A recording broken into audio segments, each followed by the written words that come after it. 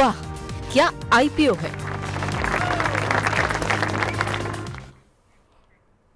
अगले हफ्ते आ रहा है हुंडई का आईपीओ, सबसे बड़ा आईपीओ। निगाहें सबकी लगी हुई हैं इस आईपीओ में। अगर आप पैसे लगाते हैं तो आपको अलॉटमेंट मिलता है कि नहीं, कितने चांसेस हैं इस बात के, किस तरह का रिस्पांस लोगों की तरफ से मिलेगा, क्या जो प्राइस बैंड रखा गया है वो कितना अच्छा है, और क्या इस पर जो है लिस्टिंग गेन मिल पाएगा कि नहीं, बाज़ार की जिस तरह की वोलेटिलिटी है उसमें क्या करना चाहिए, पैसे लगाने चाहिए कि नहीं, इन तमाम पहलुओं पर आज डिटेल में हम बातचीत करेंगे। और जब आईपीओ खुलेगा तब तो हम और ज़्यादा विश्लेषण करेंगे ही, और जब आईपीओ खुलेगा तब भी अरुण जी को हम आमंत्रित करेंगे कि थोड़ा और विस्तार पूर्वक बताएं। लेकिन आज शुरुआत हुंडई से करें शौर्य, या फिर कल जो आईपीओ बंद हुआ है उससे शुरुआत करें? जी हुंडई से कर लेते हैं, सबकी निगाहें उसी पर बनी हुई हैं। तो अगर हुंडई की बात करें तो इसका प्राइस बैंड आ चुका है वो 1865 से 1960 का है, और ग्रे मार्केट में प्रीमियम देखें तो वो घटते हुए नजर आया है। अभी ग्रे मार्केट में प्रीमियम 10% से भी कम चलता हुआ नजर आ रहा है। ये इंडिया का सबसे बड़ा आईपीओ है 27,870 करोड़ रुपीस का। इस अगर कुछ नंबर में नजर डालें तो एक कंफ्यूजिंग सा इंटरेस्टिंग फैक्ट नजर आएगा, वो ये हुंडई का मार्केट शेयर घटा है। 2 साल पहले वो 17% था, जो 14% पर आ चुका है पीवी में मार्केट शेयर। इसके रेवेन्यूज में अच्छी खासी तेजी देखने को मिली है, वो 47,000 करोड़ से 71,000 करोड़ हो गया है। लेकिन इसके बावजूद मार्केट शेयर घटने के बाद भी कंपनी का प्रॉफिट डबल हो गया है, और उसके पीछे सबसे बड़ा रीजन अगर आप देखेंगे तो देखेंगे प्रोडक्ट मिक्स। कंपनी FY22 में 36% अपने हैचबैक से कमाती थी, लेकिन अब कंपनी ज़्यादा महंगी गाड़ियाँ SUV और सेडान से कर रही है, जिस वजह से इनका हैचबैक का काउंट खाली 22% हो गया रेवेन्यूज में। और क्योंकि अब वो महंगे प्रोडक्ट्स बेच रहे हैं तो प्रॉफिट मार्जिन इंप्रूव होते हुए नजर आए, जिस वजह से रेवेन्यू में इतनी तेजी ना होने के बावजूद, मार्केट शेयर घटने के बावजूद कंपनी का प्रॉफिट डबल होता हुआ नजर आया है। पी की बात करें तो पी इनका बिल्कुल एवरेज के लाइन में ही है, मारुति के बराबर है, टाटा मोटर्स से काफ़ी ज़्यादा महंगा है, लेकिन महिंद्रा से सस्ता है। तो ये सारे जो है अभी सिचुएशन निकल के आ रही है। चलिए, सिचुएशन निकल करके आ रही, जरा एक पहलू पे बातचीत करते हैं। सर, हुंडई मोटर्स और के आईपीओ जो है काफ़ी ज़्यादा बज़ है, लोग एक्साइटेड हैं। अगले हफ्ते आईपीओ 15 तारीख को खुलने जा रहा है। बहुत लोग इस बात के लिए पैसे बचा करके रखे हुए हैं कि जैसे आईपीओ आएगा तो उसमें निवेश करेंगे। सेंटिमेंट खराब हुआ है। पहली टिप्पणी तो सेंटिमेंट को लेकर के, क्या अगर आईपीओ अच्छा हो तो सेंटिमेंट कितना असर डालते हैं सर किसी भी शेयर की लिस्टिंग पर या फिर उसके सब्सक्रिप्शन के आंकड़ों पर? फिर हम फंडामेंटल पे चर्चा करते हैं। विपुल जी, आपने बहुत अहम मुद्दा छेड़ा है। सेंटिमेंट बहुत कुछ होता है। दशहरा कल है, दिवाली उसके 20 दिन बाद है। ये दो चीज जो सामने निकल कर आ रही है, इसमें जो सेंटिमेंट खराब हुआ है ये कंपनी के लिए एक हानिकारक चीज है। हुआ क्या, इस कंपनी का ग्रे मार्केट प्रीमियम 700 750 रुपए होने लगा था, तो प्रमोटर और उसके 11 मर्चेंट बैंकर को लालच आ गया। उनको लगा कि 700 रुपए बाजार वालों को और निवेशक को क्यों मिले, इसमें से हम क्यों ना कुछ ले ले। तो 200 रुपए उन्होंने लगभग बाजार से ज्यादा ले लिया प्राइस बैंड को बढ़ाकर, और ये 200 रुपए लेकर उन्होंने करीब 350 रुपए का नेट नुकसान कर दिया, क्योंकि अब प्रीमियम रह गया 150 रुपए के आसपास, मतलब 200 और 150 350 और 700 था, तो 350 का नेट नुकसान हो चुका है कंपनी को। पहली बात। दूसरी बात जो निवेशकों को अच्छी नहीं लग रही है, इन्होंने साइज ऑफ द इशू बढ़ा दी। इनके एम्प्लॉइज को ये कुछ शेयर रिजर्व किए हैं और उनको 1860 रुपए का जो लोअर बैंड है उस पे 186 रुपए का डिस्काउंट दे रहे हैं। तो जो आम निवेशक से जो ये पैसा कमाएंगे वो डिस्काउंट इन्होंने बांट दिया अपने एम्प्लॉइज को। तो लोगों को इस बात का ऊपर भी थोड़ी सी जो कहते हैं ना, ईर्ष्या बोलिए, तकलीफ बोलिए, ऐसा लगता है कि उनके साथ नाइंसाफी हुई। चलिए, तो आप जरा इसके फंडामेंटल पर जरा एक एक करके रुक करते हैं, और आप चूँकि इसके प्लांट को विजिट कर चुके हैं, और शौर्य आप भी अगर कुछ पूछना चाहेंगे तो आप बीच में जो है इंटरवीन कर सकते हैं। लेकिन सर, आप इनके प्लांट को आपने देखा, आप प्लांट विजिट के लिए भी गए थे, और सर के बारे में बता दें कि अरुण सर उसी आईपीओ पे बातचीत करते हैं, या ऐसी तरह के आईपीओ बातचीत करते हैं जहाँ पर कि वो खुद फंडामेंटल को एनालाइज करते हैं, कंपनी के प्लांट्स पर जाते हैं, वहाँ जाके खुद समझने की कोशिश करते हैं और उसके बाद जो उनका जो विश्लेषण होता है वो सामने आता है और इसी वजह से उनका विश्लेषण काफ़ी सटीक होता है। क्या कुछ ऑब्जर्वेशन आपका रहा सर?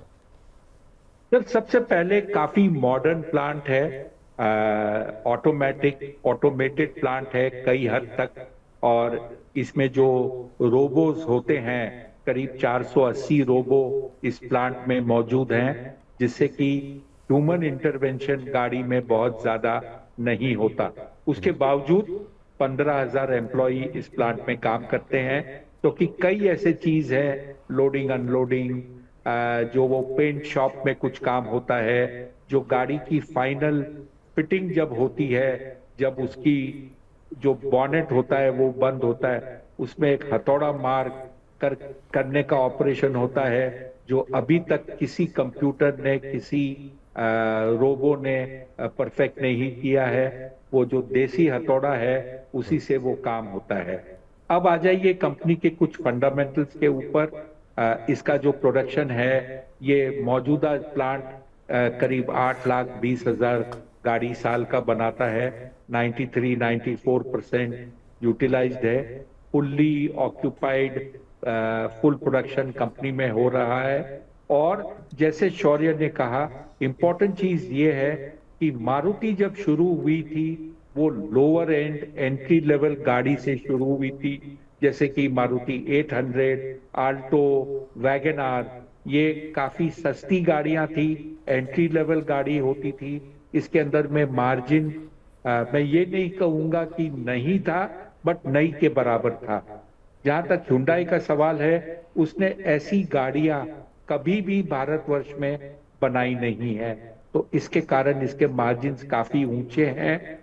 नेगेटिव साइड में एक बड़ी इंपॉर्टेंट चीज है कि क्रेटा के बाद में हुंडई ने नई गाड़ी नहीं बनाई, और क्रेटा को आए कई साल हो चुके हैं। जब तक नई क्रेटा इनके तरफ से नहीं आती, ये एक तकलीफ रहेगी हुंडई के लिए। और ये जो नया प्लांट तलेगांव पूना के पास डाल रहे हैं, जिसकी क्षमता 3 लाख सालाना गाड़ी की होगी, वहां पर नई गाड़ी का आना आवश्यक है, नहीं तो कंपनी को इसकी मार देखने को आगे मिलेगी। इसके अलावा दो तीन चीज और कह देता हूं कि प्रदर्शन, कंपनी का प्रदर्शन अच्छा है, मार्जिन्स अच्छे हैं।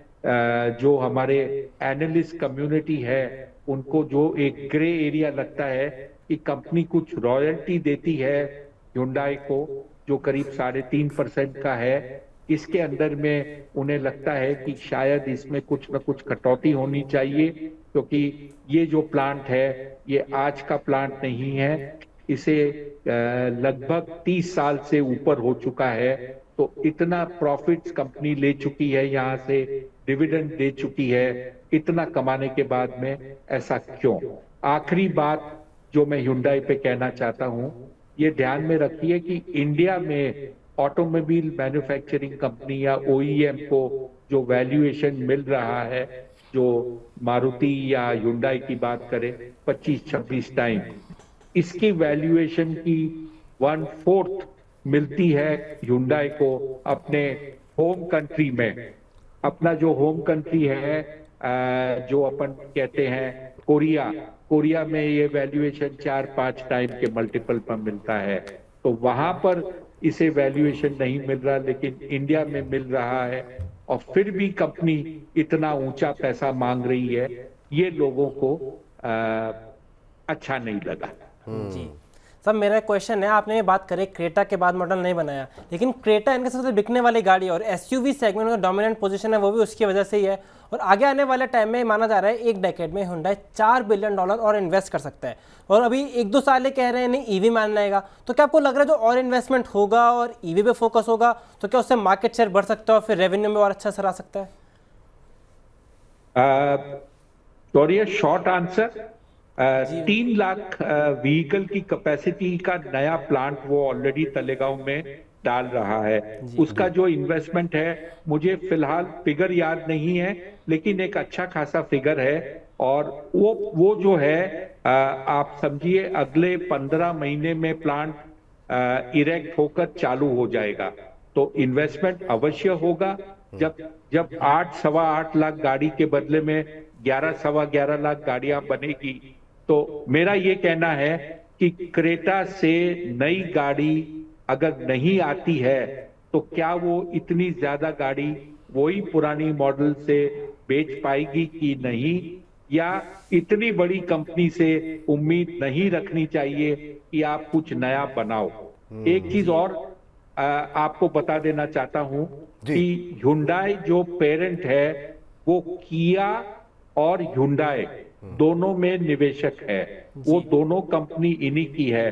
किया भी इंडिया में आ चुकी है और किया के पास कई ऐसे मॉडल हैं जो Hyundai के पास नहीं है। तो एक पुरानी कंपनी जो 30 साल से भारतवर्ष में है, क्या उससे निवेशक और शेयर धारक ये उम्मीद नहीं कर सकते कि क्रेटा के बाद अब आने वाले 12-15 महीने में कुछ नया आएगा? ठीक सर, चलिए सर, अब इसके जो है चर्चा जो है अब समाप्ति की ओर बढ़ाते हैं इस Hyundai को लेकर के। तो आपकी बातों का सार क्या निकालें? जब IPO आता है पैसे लगाएं कि ना लगाएं? और बहुत लोग ये कहते हैं कि हमने 20 IPO पे लगा दिया, 10 IPO पे लगा दिया, लेकिन कोई IPO मिलता नहीं है। कितनी संभावनाएं हैं कि यहाँ पर जो है अलॉटमेंट मिल जाएगा, क्योंकि इशू का साइज बड़ा है? विपुल जी, यहाँ पर मुझे बहुत हर्ष होता है ये कहते हुए, इसमें अप्लाई कीजिए, शेयर मिलेगा। साइज बड़ी है, 27,000 करोड़ की इश्यू है, और अगर आप मान लीजिए जो एक लॉट लगाते हो रिटेल में उसके बदले में 2 लॉट लगाओ, तो जो कहते हैं दुर्गा माँ की के आशीर्वाद के साथ में अवश्य आपको कुछ न कुछ शेयर मिलेगा, इतनी मेरे को खातरी है। कोई इसका कोई फॉर्मूला वगैरह है क्या? कभी कल परसों एक मित्र का फ़ोन आया, वो कह रहे थे क्या इसकी क्या कोई फॉर्मूला है, कैसे अप्लाई किया जाए कि IPO मिल जाए?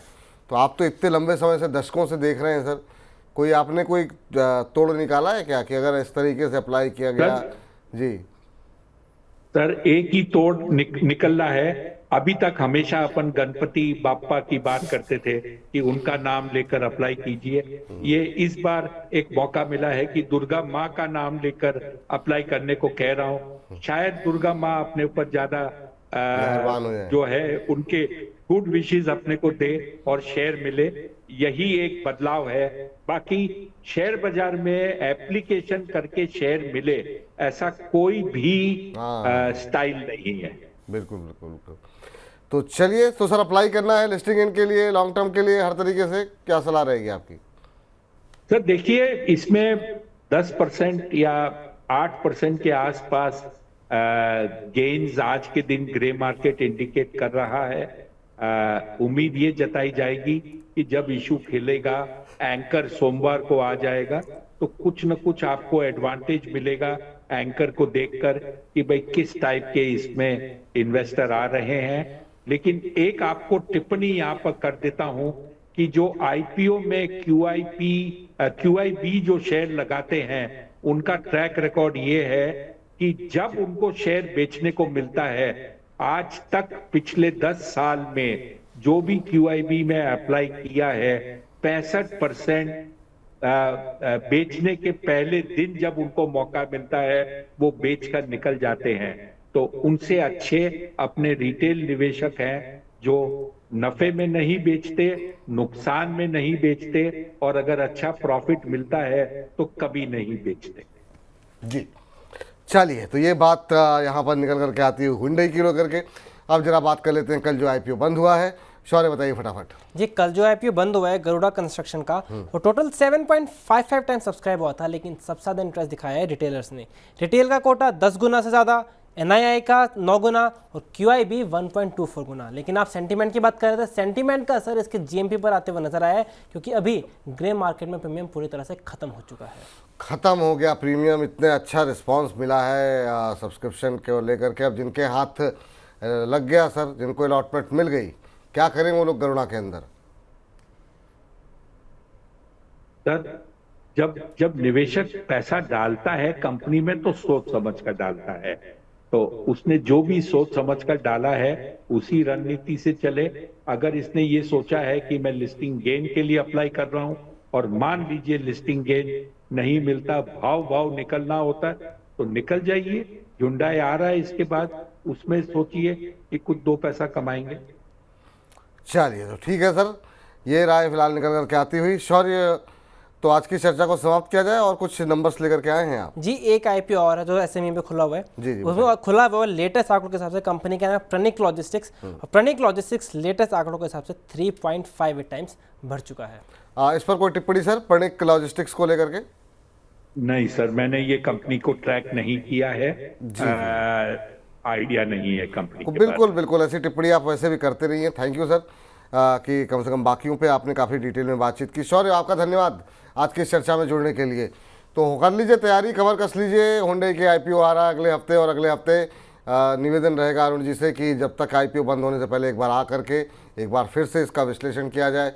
उस समय तक फ्रेश ग्रे मार्केट प्रीमियम के आंकड़े भी हमारे पास आ जाएंगे, उससे हम अंदाज़ा लगाने में भी कोशिश करेंगे किस तरह की लिस्टिंग हो सकती है। आप मनी 9 के साथ बने रहिए। फिलहाल इस सेगमेंट को यहीं पर करते हैं समाप्त। वाह, क्या आईपीओ है।